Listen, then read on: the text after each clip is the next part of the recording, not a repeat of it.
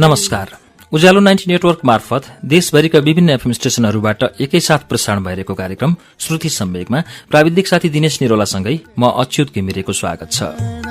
श्रुति सम्वेकको मंगलबारको श्रृंखलामा हामी नगेन्द्र नेउपानेको उपन्यास दरबार बाहिरकी महारानी सुन्दै आएका छौं। गएको साता हामीले यसको चौथो श्रृंखलासम्म सुन्यौं, जसमा वैद्यराजले गीतालाई ल्याएर केही गोलीहरू दिएका थिए र ती गोली फरक पारेर गीताले खाने गरेकी थिइन्। अब के हुन्छ त सुनौ दरबार बाहिरकी महारानीको 5औं श्रृंखला पृष्ठ 92बाट। आफूले गरेको षड्यन्त्रमा सफल नभएपछि वैद्यराज एक दुईपल्ट मेरो कोठा अगाडि देखा परेका थिए। सायद उनीबाट अर्को जमर्को हुँदै थियो होला वा औषधिप्रतिको सन्देहलाई खोजी गर्नु थियो। तर मैले आदरसँग नै उनलाई कोठामा बसाउँथे। उनलाई आफ्ना दुःख सुखका विषयमा चासो देखाउँथे। आफ्नो अभिनयप्रति बेला बेलामा मलाई गौरव लाग्थ्यो। वैद्यराज जस्तो छट्टु व्यक्तिको आँखामा कसिङ्गर फ्याँक्न सक्नु चान्चुने कुरा थिएन। शरीरबाट जतिसुकै रगत बगे पनि म बाँच्न सकेकोमा उनलाई अनौठो लागेको हुन सक्छ। यो कसरी भयो? उनी निकै घोरिएका थिए, तर मेरो कलात्मक सिपसँगै अनुहारमा देखिने सोझोपनबाट पनि उनी विश्वासमा पर्न बाध्य थिए। म पछि सोच्थे, बनावटी पीडाले पनि कहिलेकाहीँ सफलता पाउँदो रहेछ। मेरो मृत्यु नहुनुमा राजदरबारमा ठूलो खैलाबेला हुनु स्वाभाविक थियो। राजदरबारिया वैद्यराजको निधारमा गहिरो प्रश्न चिन्ह देखा परेको थियो। वैद्यराज असफल भएका थिए, त्यति मात्र होइन, उनले कठोर हप्काई खानु परेको थियो। तर केही दिनपछि सम्पूर्ण तथ्य कुराहरू वैद्यराजलाई नै मैले सुनाएपछि सबै हल्लाहरू गुपचुप भएका थिए। मैले सम्पूर्ण कुराहरू खुलाउनमा पनि मेरा बाध्यताहरू थिए, नत्र खाइपाइ आएको वैद्यराजको जागिर नै जान्थ्यो भने औषधिमा मिसावट भएको ठहरिन्थ्यो।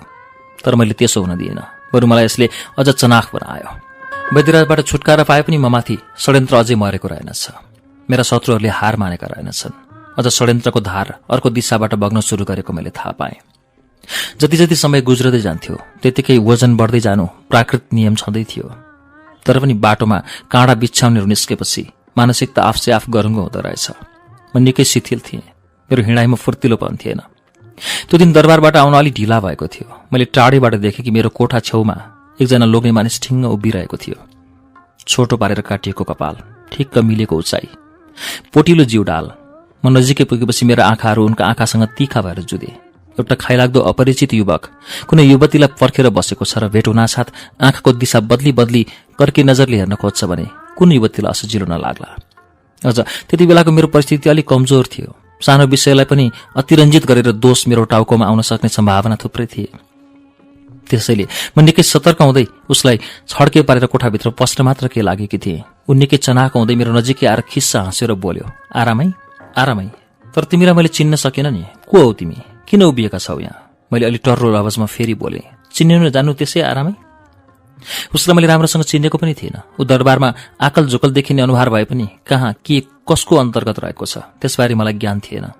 यस्तो साँझपख एकान्तमा पर्खेर बस्नुमा मैले खस्रो अभिव्यक्ति देखाउनु मेरो बाध्यता थियो। तर उसले मेरो तिरस्कारको अनुहारलाई सामान्य रूपमा लियो। बरु उसका आँखाहरू पछ्यौराले छोपिएको मेरो छातीमा गहिरोसँग गढ्यो अनि पेटको दायाँ बायाँ धेरै बेर टाउको घुमायो। उसको अन्तर्चेतनामा भविष्यको धमिलो विद्रोह लटपटिएको थियो। सायद उसले मेरो पेटको अन्दाज गरेको थियो होला वा सामाजिक घृणा र उपेक्षाको अनुमान लगाएको थियो होला। तर उसले मलाई त्यसरी गहिरिएर हेरेको पटक्कै मन परेको थिएन। धेरै बेर मेरो शरीरमा आँखा डुलाएपछि मुस्कानसहित मेरो झन् नजिकै आएर मस्किँदै बोल्न थाल्यो। मलाई कस्तो नचिने कि? गोरे हो मेरो नाम, तर गोरो भएर मेरो नाम गोरे भएको होइन। गोरख बहादुरलाई गोरे बनाइदिए, लिनै पर्यो। उसले मुख टेढो बनाउँदै फुलबुट्टा भरेर आफ्नो परिचय दिएपछि अघिदेखि उप्रतिको मेरो वितृष्णा झन् भतपति भएर उम्लियो। मलाई त्यहाँ उभिरहन मन लागेन। खै चिन्दिन तिमीलाई, कहिलेदेखि छौ दरबारमा? उसलाई छलेर भित्र पस्न लागे। कस्तो नचिने कि? म दरबारमा आएको यतिका वर्ष भयो। ऊ पनि मेरो पछि लाग्न छोडेन र सँगै आउन लाग्यो। त्यति बेला आफूलाई मैले एउटा भयावह र आतंकको कठोर पहाड अगाडि उभिएको महसुस गरेँ। एक त दुई जीवकी थाहा पाउने बित्तिकै विभिन्न व्यक्तिले मलाई घेराउमा पारिसकेका थिए। षड्यन्त्रका धार विविध रूप लिएर मेरो अगाडि तिर्सिएका थिए। त्यस अवस्थामा मेरो रुखको मिजाज नै मेरो हतियार थियो। उसँग सकभर तर्कन खोज्नु मेरो बाध्यता थियो। अर्कोतिर ईर्ष्याले हेर्नेको भिड पनि कम थिएन। युवराज जस्तो व्यक्तिको पेट म जस्ती सुसारेसँग रहनुमा साथीसङ्गीहरू छड्के दृष्टि दिन खोज्ने धेरै थिए। यस अवस्थामा गोरे जस्ता अपरिचित व्यक्तिसँग खुला आँगनमा मस्की मस्की आँखा लगाउनुभन्दा उसलाई वास्ते नगरी भित्र पस्नु उचित थियो। उप्रति मेरो टर्रो व्यवहार एउटा इज्जतदार र सभ्य व्यक्तिलाई अवश्य अतिशय थियो होला। उसले सम्भवतः आफूलाई अपमानित ठाने होला। तर गोरेको जड मस्तिष्कलाई कुनै असर परेन। ऊ उभिरह्यो। जन्म भयानक समस्यामा धक्का लिए। अबको अवस्था अशोभनीय मात्र नभई खतरनाक पनि त्यत्तिकै थियो। त्यसैले मन बोजिलो हुँदाहुँदै पनि परिस्थितिलाई पुनः नियन्त्रणमा लिँदै ढोकासम्म पुगेर पनि फर्किएर सामान्य शब्दमा सोधे, के काम थियो र आयो? उसले फेरि मुसुक्क हाँस्दै बोल्न सुरु गर्यो, कामै भएर पसेको छु, तर तिमीभित्र लुकेको आशय मेरै कानले नसुनी कसरी मेरो कुरा सुरु गरौं? मतलब? मैले सोधेँ। मतलब? उसले जुब्रोमा कुरा लटपटाउँदै बोल्न सुरु गर्यो। जिन्दगी लामो छ, धेरै कामहरू गर्न बाँकी छन्, तर लामो जिन्दगीको लागि छोटो निर्णयले पटक्कै भलो गर्दैन। जिन्दगीभर आँसु चुहाउँदै कुनामा बस्नु पर्दाको क्षण कति कठोर होला, तिमीले सम्झेकी छौ? दायाँ बायाँ तलमाथि अगाडि पछाडि निरीक्षण गरेपछि मात्र दुर्भाग्य भाग्न सक्छ। ऊ निकै बोल्ने पक्षमा देखियो। उसलाई सुरुमा नै रोकिन भने अर्को आतंकको वज्रपात मेरो टाउकामा बज्रने संकेत पाइसकेकोले कडा भएर बोले, कस्ता कस्ता मान्छेहरूको अनुहार पनि देख्नुपर्छ। हेर गोरे दाई, मलाई तिम्रो वचन सुन्ने फुर्सद छैन। सुनाउनु नै छ भने अरू कसैलाई सुनाऊ। के काममा तिमी आएका छौ त्यो भन, अरू मलाई नसुनाऊ। यहाँबाट गइहाल। मलाई भाषा चपाएर बोलेको मन पर्दैन।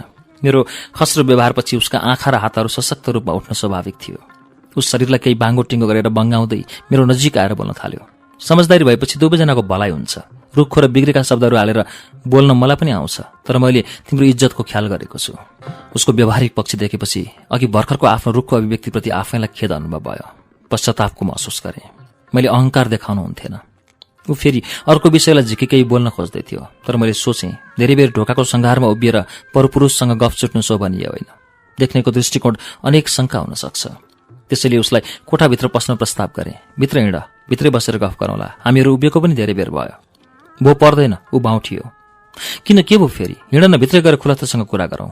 मैले फेरि त्यसो भने। म कोठाभित्र पसेँ। ऊ पनि केही लोसे हुँदै भित्र पस्यो र भित्र पसिसकेपछि एकपल्ट कोठाका चारैतिर आँखा लगायो र नजिकैको कुर्सीमा टुसुक्क बस्यो। मानौ उसलाई विषयवस्तु मुखमा ल्याउन गाह्रो परेको छैन। उसले आफूलाई कति पनि असजिलो अनुभव गरेको छैन, तर ऊ केवल मेरो सुरक्षित पक्षलाई पर्खेर बसेको छ। केही बेरको मौनतापछि मतिर पुलुक्क हेरेर सोध्यो, तिमीहरू 4 जाति कि 16 जाति? उसको अनौठो प्रश्नले म दङ्ग परेँ। कहाँबाट एक्कासी यो 4 र 16 को प्रसङ्ग आयो? म निकै बेर कोरिएँ, तर यो प्रश्नको उत्तरमा म अनभिज्ञ थिइनँ। कोठाका वातावरण र विषयवस्तुको सिलसिला नै मिल्दाजुल्दा नभएर म धेरै बेर मौन रहेँ। वास्तवमा उत्तर मलाई सहज रूपमा मुखाग्र थियो। सानै उमेरमा दरबारमा बसे पनि मलाई आफ्नो जात र वर्ग विभाजनको पूर्ण ज्ञान थियो। गुरुङ जातमा 2वटा विभाजन हुन्छन्, 4 जाति र 16 जाति। आफू 4 जाति भएको र 4 जाति गुरुङ समुदायको उपल्लो श्रेणीको हो भन्ने म गर्व गर्दथेँ, तर मैले आफ्नो समाज र वर्गलाई फिरौती दिँदै उप्रति अहंकार व्यक्त गर्नुपर्ने स्थिति थिएन।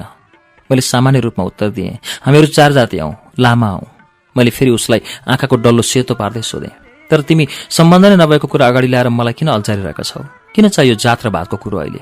मलाई यस्तो बिर्सेका मन पर्दैन। म रिसाएको बुझेपछि पनि त्यसलाई उसले कुनै महत्त्व दिएन, बरु आफ्ना शब्दहरू फनफनी नचाउँदै बोल्न थाल्यो। किनकि हामीहरू एउटै बगैँचाका फूलहरू रहेछौँ। एउटै बगैँचाको फूल भएपछि माउरीलाई यताको रस उता र उताको रस यता ल्याउन पनि सजिलो, पछि फूलबाट फल लाग्न पनि अप्ठ्यारो नपर्ने। म पनि 4 जाति हौं, तर गीता, ऊ अनुहारमा मोहन विरोधी र ग्लानीका धर्साहरू बाक्लो बनाउँदै बोल्न थाल्यो। उसको बोलीमा अन्धभक्ति र अबोधका ध्वनिहरू खण्ड खण्ड भएर निस्किरहेका थिए। ऊ बोल्दै गयो, मेरी फुपूकी छोरो मेरो बाटो हेरेर बसिरहेकी छे। पोहोर साल दशैंमा घर जाँदा रोधी घरमा हाम्रो बिहेको कुरा मिलेको थियो। अर्को साल त काठमाडौँ ल्याउँछु भनेर वचन दिएको थिएँ। अब उसले कति चित्त दुखाउली, कति रोली। म उसलाई यो खबर कसरी पठाउँ, कुन हातले अक्षरहरू लेखौँ? भोलि भेट हुँदा उसको अगाडि कसरी मुख देखाउँ? उसले कुन दृष्टिले हेर्ली? उसको कति ठूलो आशा थियो होला। तिमीलाई ज्ञानै छ नारीहरूको माया कतिको निस्वार्थी हुन्छ। मैले अब उसलाई 10 पैसा र 1 पाती कोदामा नै टार्नुपर्ने भयो त? त्यति सजाय भोग्दैमा अपराधमुक्त होइएला? उसको आत्माले अवश्य श्राप दिन्छ। बाचा उससँग बाँधेर आएको थिएँ। बिहे तिमीसँग गर्नुपर्ने भयो। सजाय त त्यो भन्दा बढी भोग्न तयार छु, तर मेरो आत्माले कहिल्यै शान्ति पाउँदैन। गोरेको कुरा सुनेपछि मलाई अकस्मात भिरबाट खसेको अनुभव भयो। कोठाका झ्यालडोकाहरू फनफनी नाच्न थाले, तर मैले आफू नियन्त्रित हुँदै विचार गरेँ, अब षड्यन्त्रका धाराहरू निकै बलिया भएका छन्। उनीहरूले आफ्नो स्वरूप बदलेको कुरो मलाई अवगत भयो, तर आक्रोश भाव देखाउँदै हाक्का हाकी विद्रोह गर्ने मेरो आँट भएन। आगोको लप्कासँग जुझ्ने मेरो ताकत थिएन, बरु पानी हाल्नु नै उत्तम थियो। आफूभित्रको सहनशील मस्तिष्कलाई मजबुत बनाउँदै उसको नजिकै गएर नाटकीय अलङ्कार लगाउँदै बोले, वास्तवमा तिमीले मलाई चाहेर नै लाने विचार गरेका छौ कि कसैको बहकाउमा? हेर भन्दै मैले आफ्नो पेटमा हात राखेर उसलाई देखाएँ, यो पेटमा बच्चा छ। मलाई थाहा छ।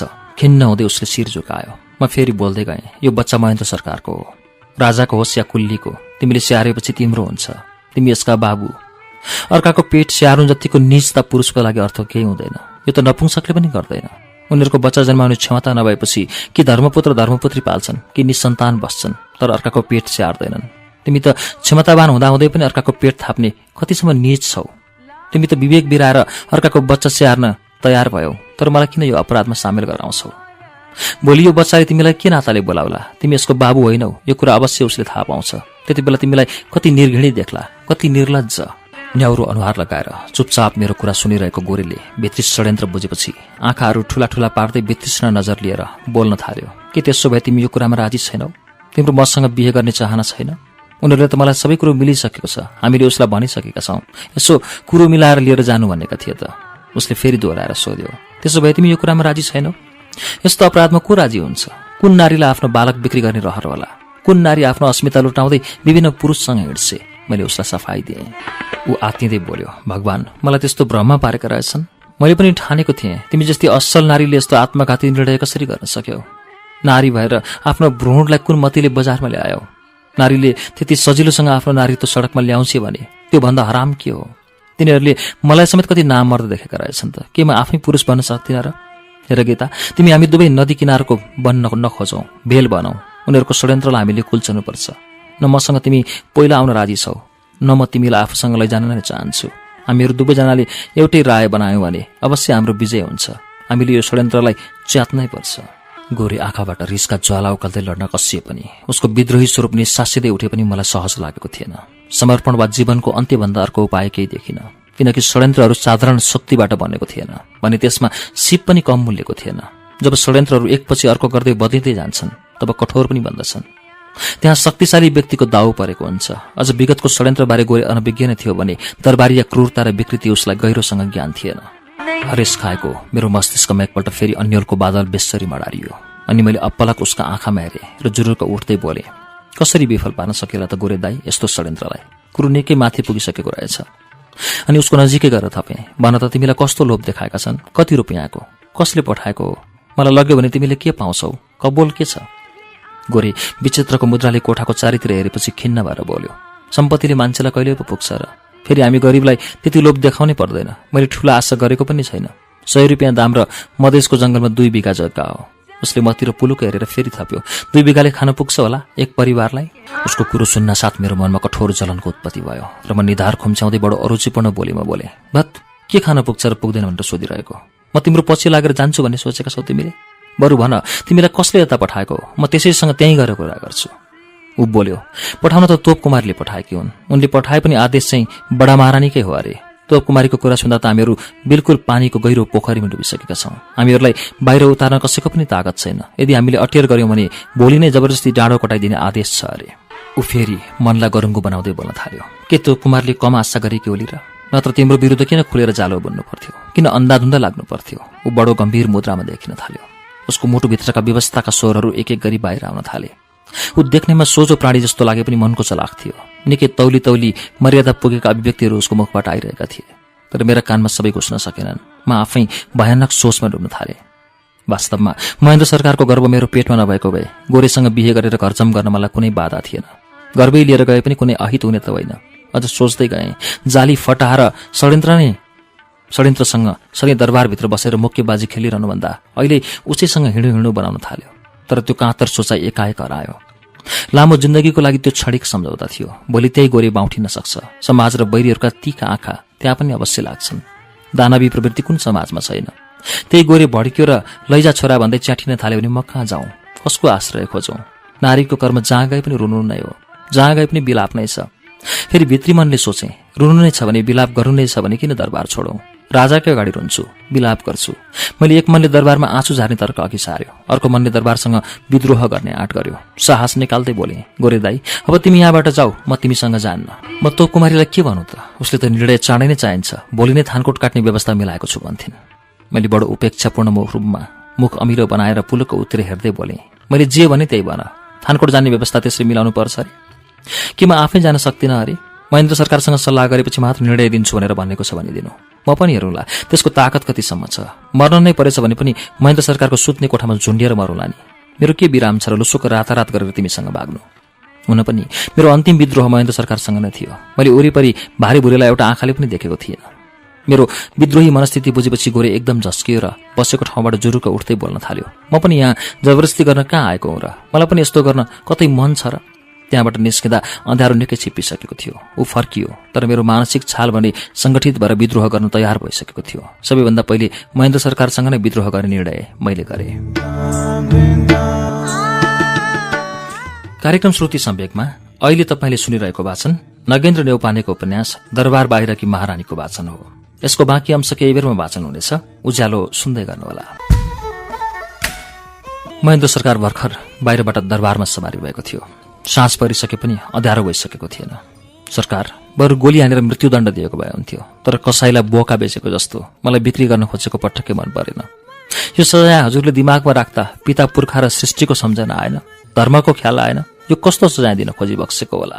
बाध्यताले म रुखो मात्र होइन विक्षिप्त बनेकी थिएँ। मेरो धैर्य बताभङ्ग भइसकेको थियो। एक्कासी मेरो कठोर आक्रोश र विद्रोहको रनको उहाँको कानमा परेपछि उहाँ पनि आक्रोशित नहुने कुरै थिएन।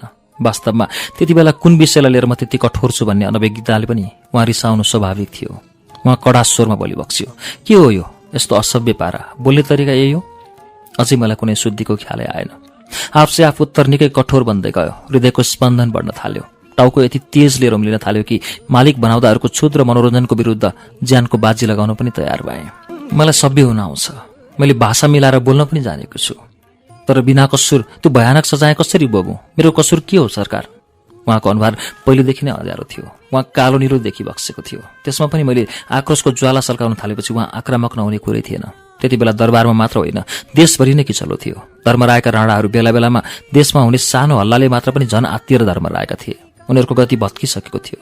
तर त्यो भत्केको गतिमा महेन्द्र सरकार पस्न खोजेपछि आलो काँचो बुद्धि भएर होला सानो कुरामा पनि रिसाउने आदत उहाँमा बसिसकेको थियो। त्यति बेला उहाँका आँखा राता पिरा थिए। क्रोधले शरीर कमाउँदै बोली बक्स्यो।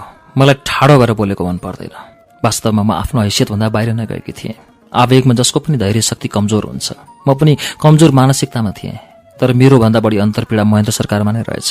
उहाँको मानसिकता तनावपूर्ण रूपमा कसिएका थिए। यस्तो अवस्थामा मैले आफ्नो आक्रोशको हावा जता पाए उतै छोडेँ भने त्यसले मलाई पल्टाउन सक्छ, म नै ढल्न सक्छु। अनि फेरि मैले त्यति बेला अतीतको सत्यास र भविष्यको भयावह संकटलाई गहिरोसँग विश्लेषण गरेपछि क्षणिक आवेगलाई नियन्त्रणमा लिनु नै उत्तम देखेर नम्र भएर बोले, सरकार हिजो गोरख बहादुर आएको थियो मलाई भेट्न। आएर के भयो त? उहाँको रिस अझै मरेको थिएन। उहाँ चर्को गरेर बोली बक्सेको थियो। फेरि केही बेरपछि बोलीमा रहस्यको प्रत्यक्ष संकेत दिँदै बोली बक्स्यो, को गोरख बहादुर? उहाँको कौतूहलपूर्ण भिरकुटी र कोप्रा आँखाको हेराइले मलाई के आभास दियो भने महेन्द्र सरकारलाई गोरख बहादुरको बारेमा केही थाहै छैन र थाहा नभएको बहाना पक्का गरी बक्सेको होइन, किनकि महेन्द्र सरकारको दृष्टि र बोलीको लवज भयभीत नभई निर्दोष थियो। मैले नम्र भएर सुनाएँ, सरकार कहिले नआएको मान्छे, त्यसमा पनि मैले त्यति राम्रोसँग चिनेकै थिइनँ। एक्कासी अनौठो प्रस्ताव लिएर देखा पर्नु मलाई कतिसम्म मर्नुभयो होला? म बाँचेको के सार? उहाँ धेरै बेरसम्म नबोलेपछि म भन्दै गएँ, बरु सुरुमा मसँग राय बुझेर मात्र मलाई भेट गर्न पठाइ बक्सेको भए हुन्थ्यो। आन्तरिक समस्यामा आन्तरिक रूपमै समाधान गर्नुपर्छ। बाहिर उड्न थाल्यो भने सम्हाली साध्य हुँदैन। बाहिरका मान्छेलाई दरबारका नशा चाहर्न दिएपछि जनताले कसरी हेर्लान्? अब त्यसले यो कुरो कहाँ कहाँ फैलाइसक्यो। मैले लामो सास फेरेँ। गोरख बहादुर भन्नेको को हो? उसको बारेमा फेरि के कुरा आयो? उहाँ दिक्क लाग्दो स्वरमा बोली बक्स्यो, हजुरलाई यस विषयमा केही ज्ञानै छैन? ऊ हिजो मलाई भेट्न आएको थियो। मैले अधीरपूर्वक घाँटी बटार्दै सुनाएँ, होइन कुरो के हो? ऊ किन आएको अरे? उहाँले फेरि सोधी बक्स्यो। वातावरणमा एकाएक तनाव देखिन थाल्यो। दरबारीय शक्ति र अपमानको व्यथा एक आपसमा ठोकिन लागेको मैले अनुभव गरेँ। मैले बिस्तारै आफ्नो पेटमा हात राख्दै बोल्न सुरु गरेँ, सरकार अब म यो बच्चा लिएर गोरख बहादुरसँग मधेसमा हराउनु पर्ने भयो अरे। यो बच्चाको बाबु हुने जिम्मा गोरख बहादुरले लियो अरे। उसले नै बाबु बन्छु भनेको छ अरे। ऊ मलाई सोध्न आएको थियो, हजुरबाट यस्तो जघन्य निर्णय भयो होला भन्ने मलाई विश्वास नै छैन। कसले पठाएको होला? नजिकै गएर सोधेँ, के हजुरले पठाइबक्सेको हो र? केही बेर सेलाएको उहाँको आक्रोश पुनः एकाएक उम्लियो। अनुहार रातो भयो, हातगोडा बेसरी हल्लिए। उहाँ निकै च्याठिँदै बोली बक्स्यो, कसले रच्यो यस्तो षड्यन्त्र? को छ यहाँ बाटो हुँदै हिँड्ने? मेरो बारेमा उनीहरूलाई किन त्यसरी टाउको दुखेको छ? उसलाई के को मैले पठाउनु? मैले पत्ता नलगाइ भएन। उहाँको क्रुद्ध अनुहारमा घृणा र क्रोधको आयाम देखिएपछि मैले पूर्ण निश्चित गरेँ कि गोरख बहादुरको बारेमा महेन्द्र सरकार पूर्ण रूपले अनभिज्ञ भइबक्सन्छ। उहाँबाट यस्तो नीच बुद्धि आएको होइन। बीचबीचबाट नै भरौटीहरूले म जस्तै निरीह नारीलाई जलाएर त्यसबाट निस्केको खरानीले महेन्द्र सरकारलाई चोख्याउने योजना बनाएका हुन्। यस विषयमा दरबारभित्रैबाट खासखुस दलाली कार्यको सुरुवात हुनुले र एकपछि अर्को विभत्स योजनाहरू फुत्त फुत्त बाहिर निस्कनुले महेन्द्र सरकारको दिमागमा आतंकको प्रादुर्भाव हुन स्वाभाविक थियो। धेरै बेर मनमा कुरा खेलाइसकेपछि प्रष्ट आकाशतिर हेर्दै सोधी बक्स्यो, गहिरो चिन्तनमा, कसले पठाएको अरे? अरू के भन्थ्यो? गोरख बहादुरले नामै किटेर जानकारी गराए पनि उसलाई पठाउने व्यक्तिको नाम तत्काल महेन्द्र सरकारलाई जाहेर गर्ने आँट आएन। यसबाट मैले मेरो आफ्नो विनाशको नाङ्गो स्वरूप देखेँ, किनकि योजनाकर्ता एक्लै व्यक्ति थिएनन् जसका दरबारमा कसिलो पकड थियो।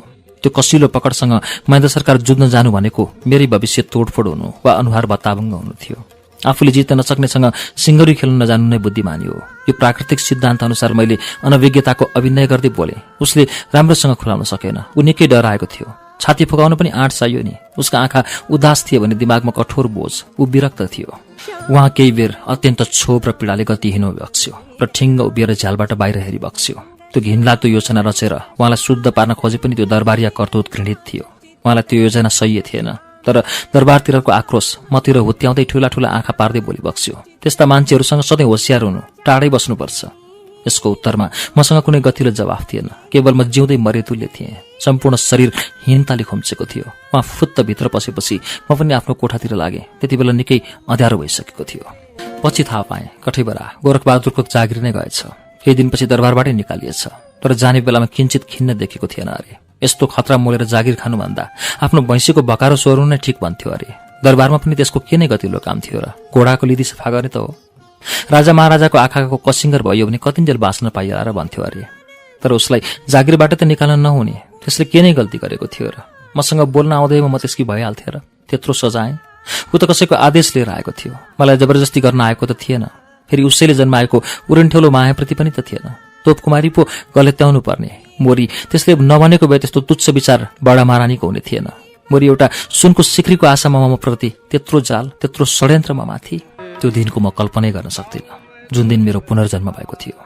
कस्तो व्यवस्था छ अघि त्यो क्षण नारीको लागि। तेरो अनुहारले नै तँलाई चिनाइरहेको छ। तेरो बोलीमा नै व्यथा चर्किरहेको छ। आज दरबार नजा, म खबर पुर्याउँला। आज पक्कै बच्चा जन्मन्छ भनेर मलाई एक कुमारीले कहाँ नभनेकी हुन् र? तर मेरो अजुरीपनबाट उनलाई समेत अप्ठ्यारो पर्यो। मैले उनलाई वास्तै नगरी व्यथाले च्याप्दा च्याप्दै पनि दरबार गएँ। तर कस्तो कष्टकर भोगाई। त्यो दिन सजिलैसँग कटेन। म बिचैमा कोठामा फिर्ता आउनु पर्यो। म दरबारमा जानै नहुने। साँझतिर छोरो जन्मियो। लुछाछुँडी गर्दा गर्दै जन्मिएको छोरो। पशुत्वबाट मलाई बाहिर ल्याउन जन्मिएको यथार्थता। एक किसिमको हर्षको वर्षा हुँदाहुँदै पनि मैले ठूलो सङ्कट आइपरेको अनुभव गरेँ। छोरी जन्मनु पर्ने। कमसेकम छोरीको अधिकार सीमित थियो। छोरीलाई आफ्नो सीमित घेराबाट बाहिर जाने चाहना हुन्थेन। उनीहरूलाई कसैले पनि डाहाले हेर्दैनथ्यो। राजकीय विषयमा ऊ सुरक्षित हुन्थे। राजगद्दीको लागि छोरी बीचमा उभिएका हुँदैनन्। मैले पुलुकका भर्खर जन्मेको छोरोतिर हेरेँ। मेरो आँखाबाट बर्र आँसु खसे। कठैबरा छोराको जन्ममा म आफैले मातृत्व दर्शाउन सकिनँ। म धेरै बेर भुटभुटिरहेँ, रोइरहेँ, मनमा नै बोलेँ, बाबु त किन जन्मिस्? छोरी भएर पो जन्मिनु पर्ने। छोरा जन्मेको खबर युवराज कहाँ पठाउँ? मेरो प्रसुति वेदनाको कष्ट केही कम भएको थाहा पाएपछि एक कुमारी दिदीले सामान्य बोलीमा मसँग अनुमति माग्न आइन्। तर मैले त्यो सोधाइमा कुनै अस्तित्व बोध पाउन सकिनँ। किनकि त्यो राजालाई ज्ञान थियो। उनले पो खोज गर्नुपर्ने। उनको पनि छोरो नै हो।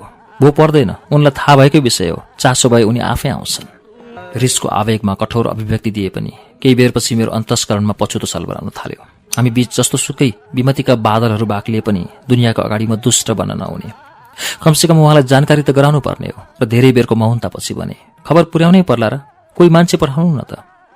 तैँले पर्दैन भन्दै थिइस्, मैले पठाइसकेँ। छोरो जन्मेको खबर त दिनु पर्यो नि। उनलाई राम्रो लागोस् कि नलागोस्, त चुप लागेर बस। यस्तो बेलामा धेरैतिरको तर्क गर्नु हुँदैन। त आराम गर, सबै काम मै गर्छु।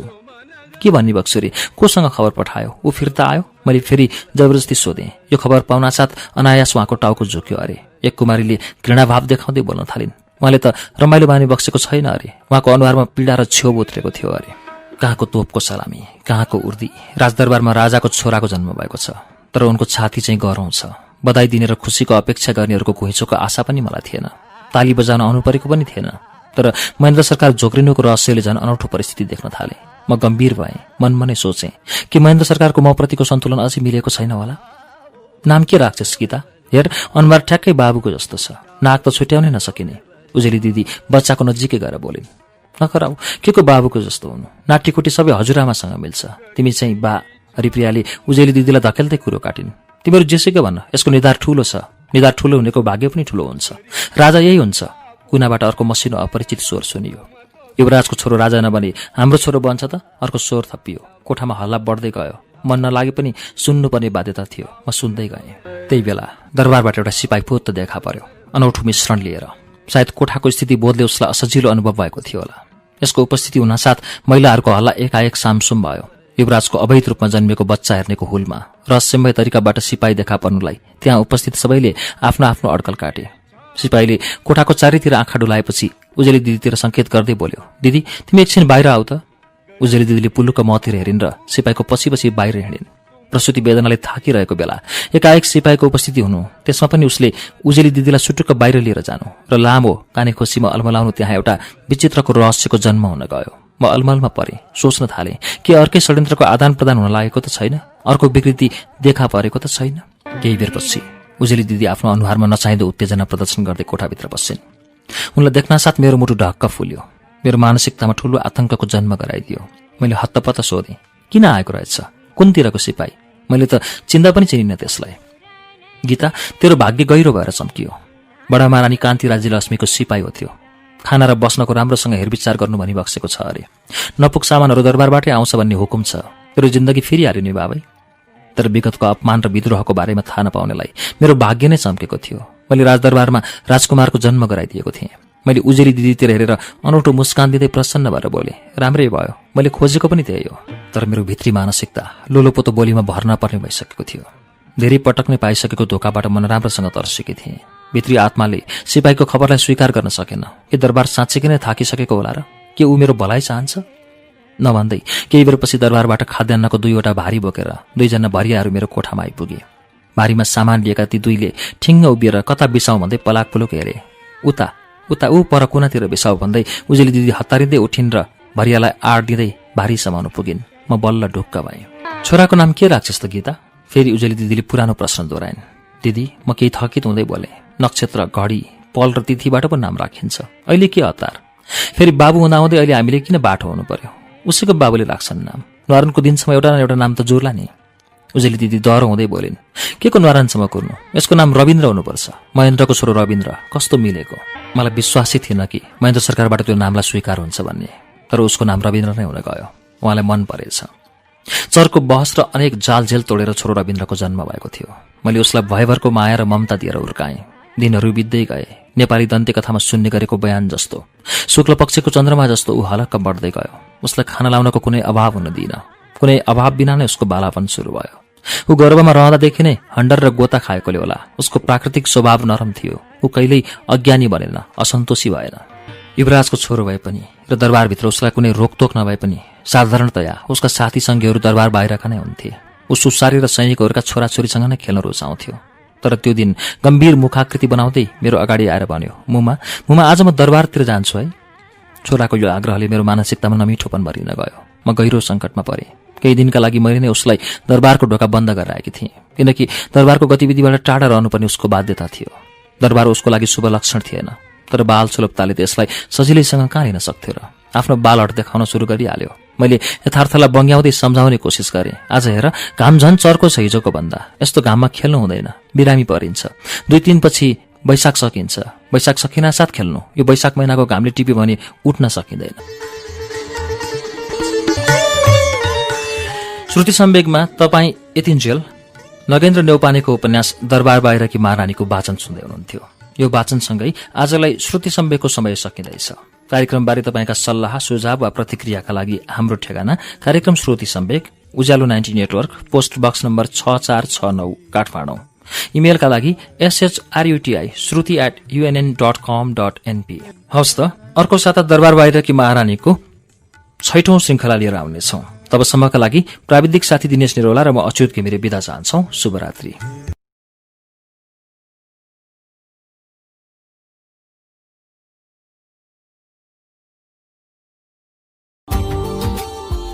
Subscribe now and press the bell icon. Never miss an update.